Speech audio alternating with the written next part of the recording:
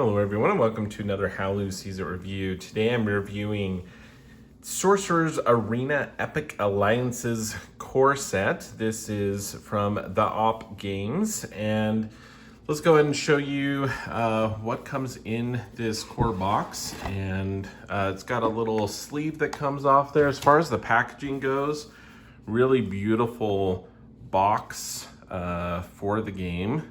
Very, very cool. I really like the look of this. It's got a nice insert. So it comes with the plastic insert here to divvy up the card decks for each of the different characters in the game. It's got area for all the standees, the status effect tokens and everything. So really, really well done. Very simple, but a very functional insert in the game itself. So as far as what comes in the game itself, other than that, we have a bunch of characters in this base set. We have 8 characters, which is enough to play the team setup game. You can play this 1v1, or you can go 2v2 in a team game. And 1v1, you would choose 3 of the characters to play, and in a team game, each person would control 2 characters. The game, as far as the standees go and the component quality here, very, very cool standees. It has artwork on the base here, as well as front and back artwork for these. And I've seen these kind of standees, these kind of acrylic, this type of standee more and more. But these are really, really well done. I really like the artwork. I like that it's front and back. I like that they've done a little bit of artwork on the base as well. Very functional as far as keeping track of the health and everything. Ariel, Demona. That's the other thing with this core set that's pretty interesting, is just the wide range of characters. You have Demona from Gargoyles, Ariel from Little Mermaid. We have Dr. Facilier from the Princess and the Frog. We have Maleficent, classic. Love the Sorcerer's Apprentice Mickey. Very, very cool. So great selection of characters, a wide range, kind of unique. It's like, how did they come up with what they wanted to put in this core box? I have no idea. But those are the 8 characters that come in the base game. There's some large reference cards. The rule book is quite an interesting rule book. It has the component list here and everything, which is helpful. But it's set up in these chapters, and so it's set up that you can learn the game little bit by little bit. So, chapter 1 game, you learn a little bit of the game, and then in chapter 2, they add a little bit more. And chapter 3 and chapter 4 is when you have basically that final game. There's team play instructions here in the back as well. This is a game I failed to mention right off the bat. Looks like designed and developed by Sean Fletcher, as well as all of these people contributing to testing and illustrations and everything with this. So the back has a very, very helpful reference guide for the status effects. The tokens for the status effects are very, very nice quality cardboard as well. We have some victory point tokens. Then, of course, we have the same sized cards as the reference cards. Here's some of the actual cards, some reference. It's basically 2 size of 2 normal kind of deck cards put together. Very, very nice visual artwork on here, and very clear, useful, helpful token information on these as well, as far as the icons and iconography. We'll talk about gameplay here in a little bit and show you some of the decks, but As far as the setup and everything, it's a very pretty simple game to set up, actually. You have kind of this main board area, which is really just a bunch of hexes here that just a grid gives us a grid. Everyone's going to start on your one team over here, the opposite team over there. These are going to be awarding victory point tokens if you're able to stay on those spaces, 1 point each. And so yeah, the setup, very simple. You're going to choose your characters. There's a draft mode that you can go through and draft different characters for your team. The setup, once you've collected your team, there's these little cardboard tokens for each player. There are these little rings here that come on and off. There's blue and red. So whatever team you're on, you would go ahead and find your tokens and switch their health all the way up, and it's ready to go. And then your token here you would find, and you would have it on the right side. So this is blue team, you have blue. If you're the red team, you'd flip it over to the red team and have that disc or the ring that color as well. Now, functionality as far as this, some people may be curious. I was a little bit nervous with the rings because it's not like you move it. You have to like kind of pop it off, right, and then pop it back on. But actually, it worked fairly well. There were a few of these. I think Gaston here for us specifically. I don't think we really had any issues with the other ones. But this Gaston kind of was a little bit loose going in and out of this base. So sometimes he would just kind of pop out. It is something that I feel like you could honestly, like once you have it all ready to go, you could probably just stick a little glue or even just maybe a piece of clear tape or something on the bottom, maybe would be enough just to kind of hold him in place. But otherwise, functionality of the pieces and everything and the rings, I think worked out a lot better than I was initially thinking with these health dials, not being able to kind of shift them, but it actually worked pretty well, just kind of popping it up and then back down. So I think that worked well. Once you figure out the order, you kind of pick the order you want your team to play in. Then you're going to compare who the top person that you chose is versus the other player. And the lower initiative number is going to go first. So the red team went first in this game. And then I would play out my characters, first, third, and fifth to activate. Then the other player would have the second, fourth, and sixth to activate, and they would keep them in the order that they chose. But the gameplay, you keep track of this token, and each round you're just going to go through in the same order. And I think it does a really good job with this system of keeping track of whose turn it is, what the status effects are. Because as you get status effects, there's some laid out here.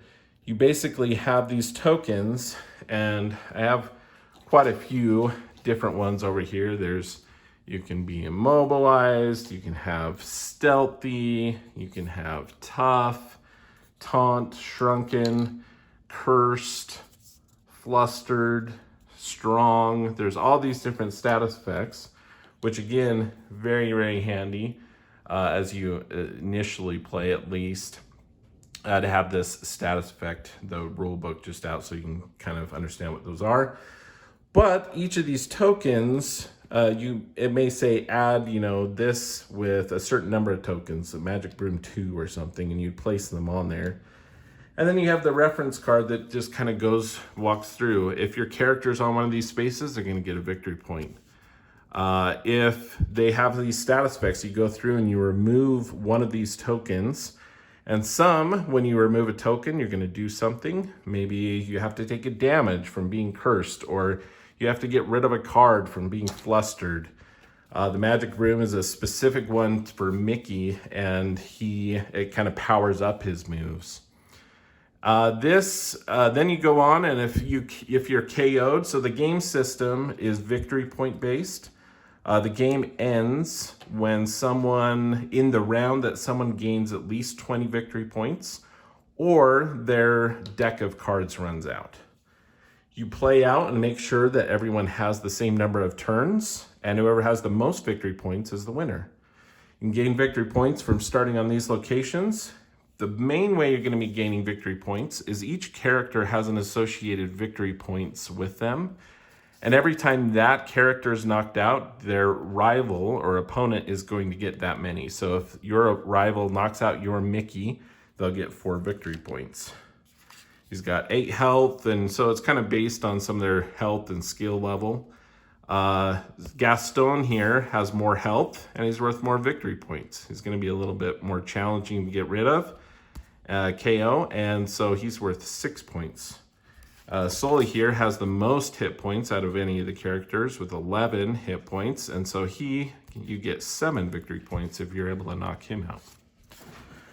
So whoever has the most victory points will be the winner.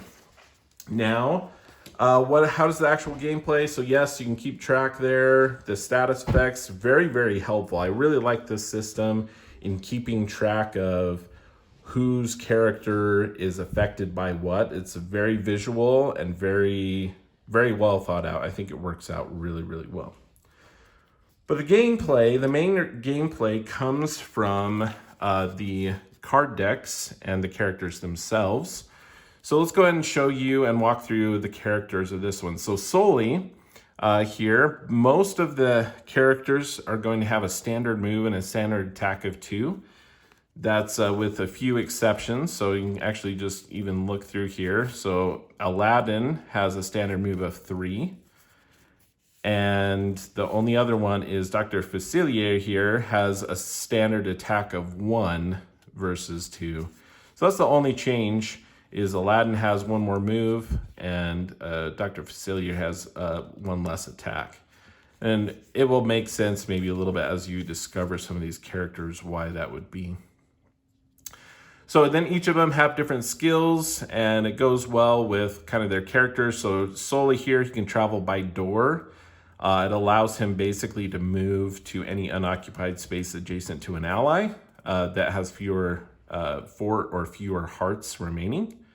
And then he is going to be immobilized, meaning he's not going to be able to move from that space for basically 1 round. You can also upgrade these characters. So throughout the game, let's go and show you some of Sully's cards. We'll go back to it. But it's very easy to separate these into the decks when you're done.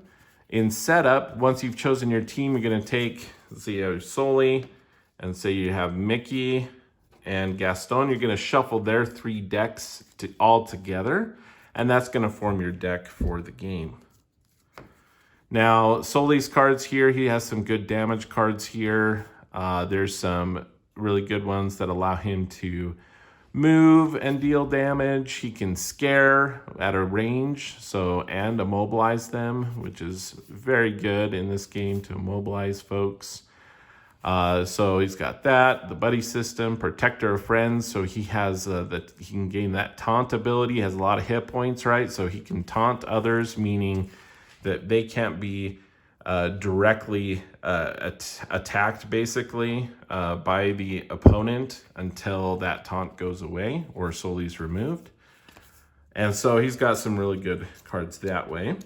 And in each of the cards, you can use action cards. This is a movement, or you can play in that movement or action phase.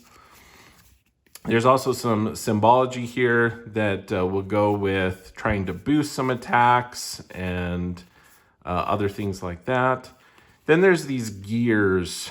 They have this gear system where some of the cards have certain symbols on them.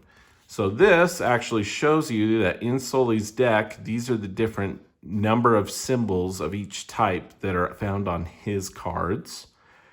And it shows you what you need to upgrade. So during the game, you're going to be discarding and playing cards. And whatever's in your discard pile, you then can banish or remove from the game those cards from your discard pile to upgrade a character. So when Sully's upgraded, he gains an additional ability that he can use throughout the game. Even if he's KO'd later, this will remain on this side, and so he's going to be beefed up for the rest of the game. Devoted Protector, immediately after upgrading, he gains a taunt and a tough, and then slowly recovers 2 hearts for each adjacent ally. So timing that upgrade would be a big deal for that. So let's show you, just go through some of these so you get an idea of like what different cards and characters can do. Gaston is a very powerful character as well with 10 hit points. His boast skill is kind of interesting. It's a little bit risky, but it allows him to reveal the top card of your deck. And if it's a sword, he's going to gain 1 strong. And that basically allows him 1 additional damage to any attacks that he does. And so that's very, very helpful. If it's not a sword, he's actually going to take 1 damage. His upgrade here, whenever Gaston KOs a rival, he's going to recover 3 health. And then he gets to move 2 spaces and gain 1. So very, very powerful ability for Gaston here with upgraded. I like that one.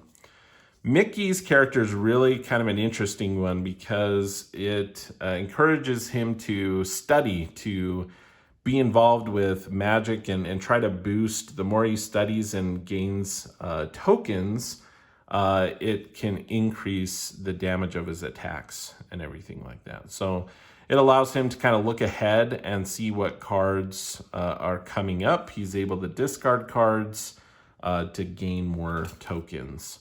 At the end of each phase on Sorcerer Apprentice's Mickey's turn, if two or more status counters were placed on Magic Broom, you get to draw a card as well. So it kind of manipulates your deck, allows you to see that. Demona here, if you're able to play 2 of her cards during her turn, you can remove all status effects and gain 2 strong. So you gain strong for a couple actions. Very powerful there. It's a little bit challenging to do because you have 2 other characters' cards in your hand, that you're in your deck that you're trying to work through. But her other ability is whenever you discard your second card, you're going to get 2 victory points, and then it flips over. So it's kind of a little bit different. It's not going to be upgraded for the entire game unless you don't use that ability.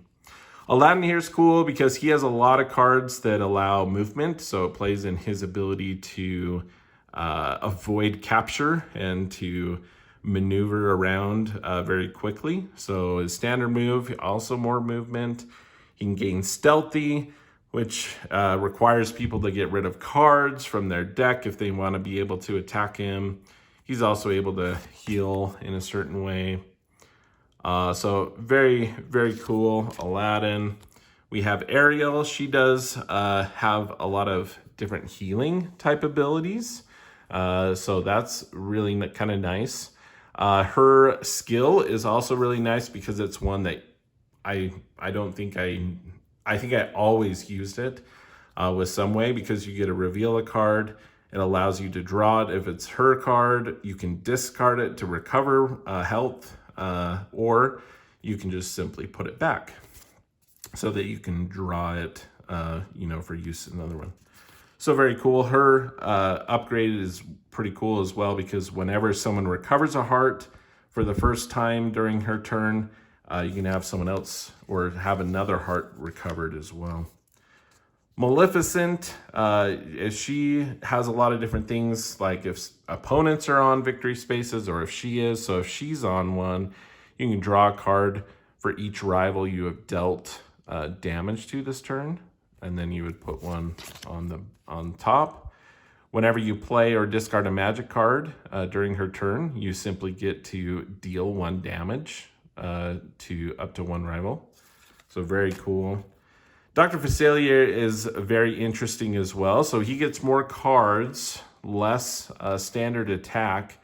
However, a lot of his deck cards, you assign damage. So you're going to be cursing people, and they're going to be taking 1 damage each time a token comes off.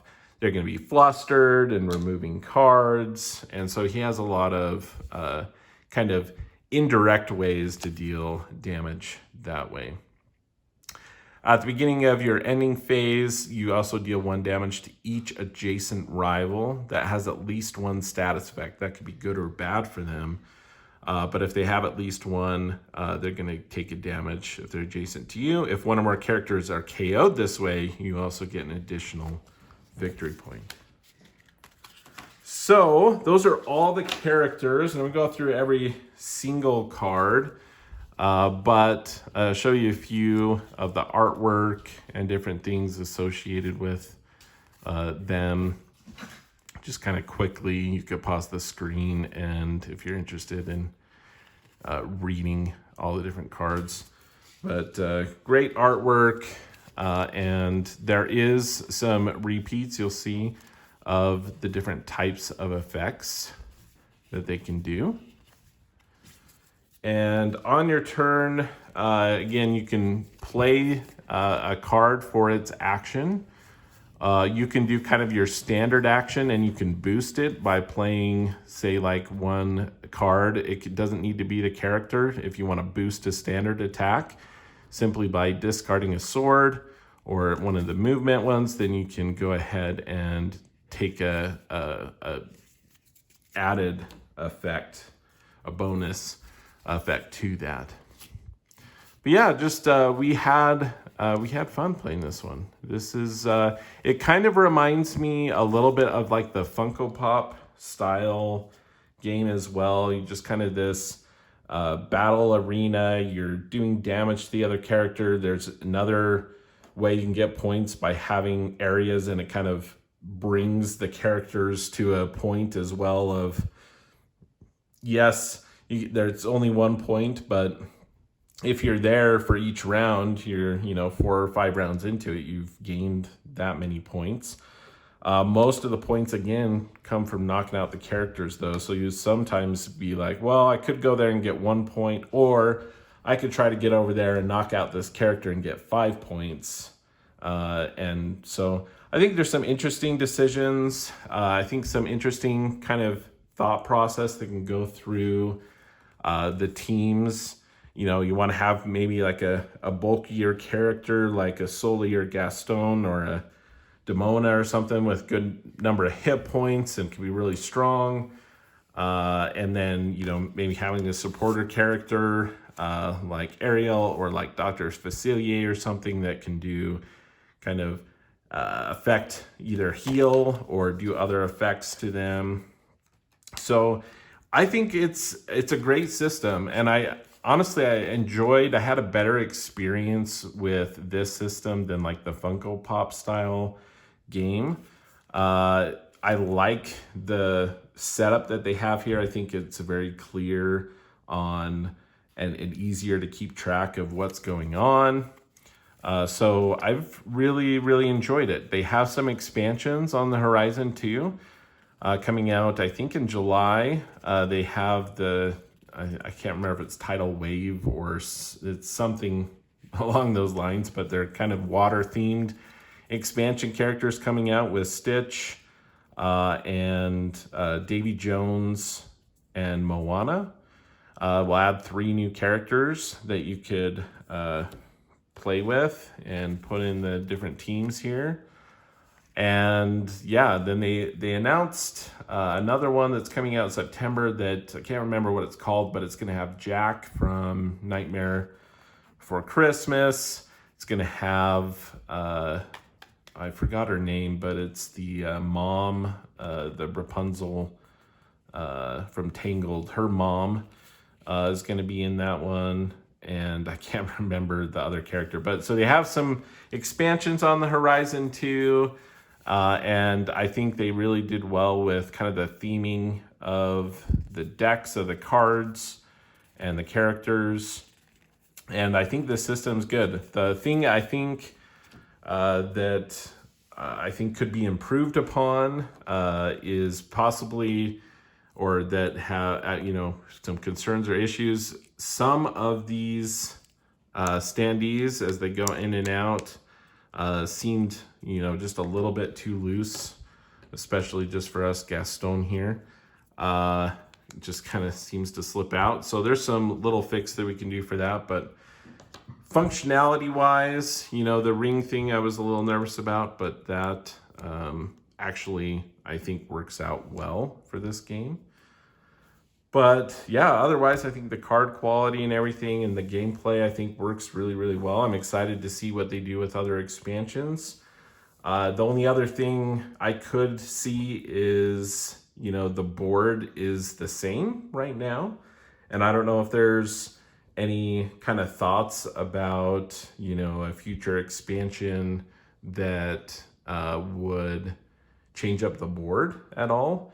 I think that's one of the things. The Funko Pop has like some different maps and stuff. I think this could benefit maybe from doing something like that. But mainly the gameplay and everything comes down to the cards and the characters. And so I think it works out. But that's something that I would maybe look forward to in the future, is an expansion with a different board, maybe some items or objects and different things like that. But as it stands, I think it's a great game, and looking forward to the expansions as well. So that is how Lou sees it. And if this looks like a game that you're interested in, it is available now. And they have some expansions coming out, as I mentioned, this year, July and September. So if you really like Disney, I think this could be one that you could get into. I know Villainous has been another popular kind of Disney type theme game, but I really think the characters and everything, they've done a great job with this. So that is how Lou sees it, and we'll catch you next time.